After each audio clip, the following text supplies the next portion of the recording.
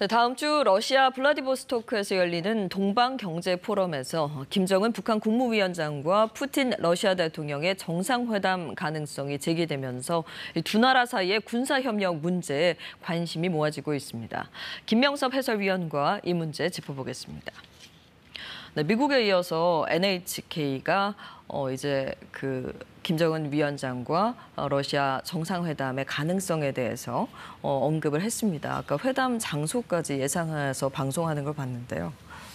회담 장소는 이제 블라디보스톡 네. 매년 열리니까 이제 그렇게 네. 예측을 했고, 앞서 이제 도쿄 특파원이 전해드린 게 미국 언론하고 일본 NHK 이제 보도를 소개했는데, 일본 NHK 같은 경우가 이제 러시아 정부 관리 등을 인용해가지고 북러 정상회담이 조율되고 있다 이렇게 보도를 했거든요. 근데 그 일본 언론들은 사실 북한, 중국, 러시아에 대한 정보력이 굉장히 많습니다. 우리나라보다 더 많은데, 네. 그러니까 과거에 김정일 전 국방위원장이 12년 전에 러시아를 방문해가지고 정상회담을 할 때 그 김정일 메드베데프 정상회담의 장소, 그다음에 동선, 네. 이런 부분들을 우리 기억이 국정원도 파악을 하지 못하고 있었는데 네. 일본 언론들이 미리 예측하고 가가지고 취재를 했거든요. 그 정도입니다. 네, 이번에 김정은 위원장이 참석할 가능성이 높은 이 러시아 회담 동방경제포럼이라고 하는데, 이 포럼의 성격과 내용은 어떻게 되는 겁니까? 그러니까 푸틴 러시아 대통령이 이제 동방 정책을 추진하고 있는데, 이 정책을 이제 지원하기 위한 경제 포럼이거든요. 네.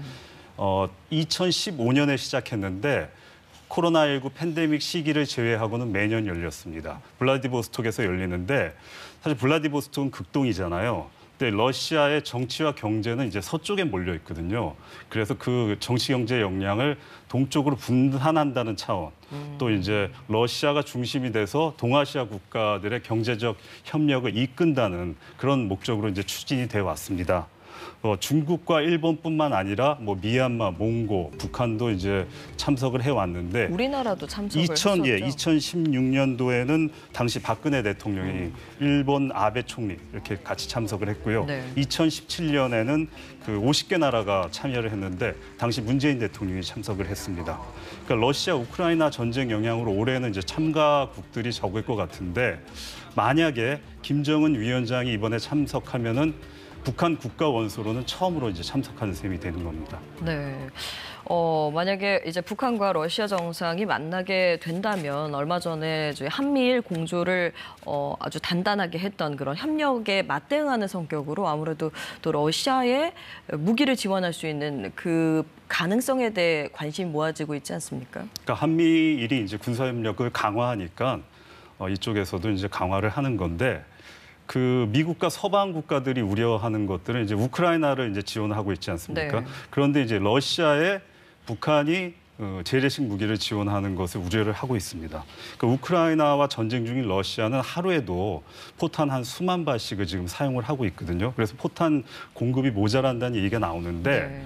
그 지금 북한에 있는 그러니까 구경으로 따진 122mm, 152mm 그 자주포탄은 러시아의 무기 체계를 그대로 갖고 왔기 때문에 만약에 북한이 지원을 하게 되면 그대로 가져다 쓰면 됩니다.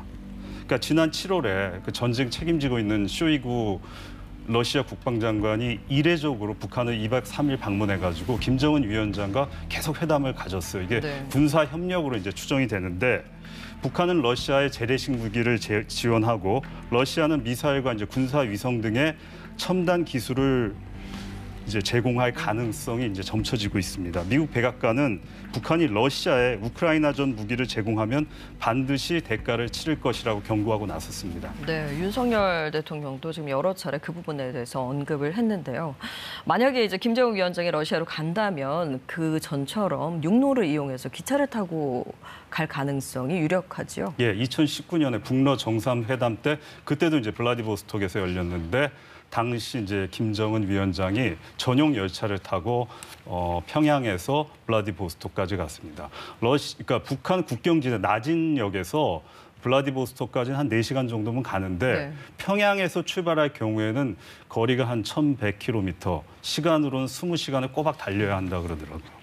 그 동방경제포럼은 블라디보스토크에 있는 루스키 섬에 있는 극동 연방대학에서 다음 주 10일부터 나흘간 열릴 예정인데 지금 현지 분위기 보니까 경계가 벌써부터 삼엄하다고 합니다. 네, 오늘 말씀 잘 들었습니다. 고맙습니다.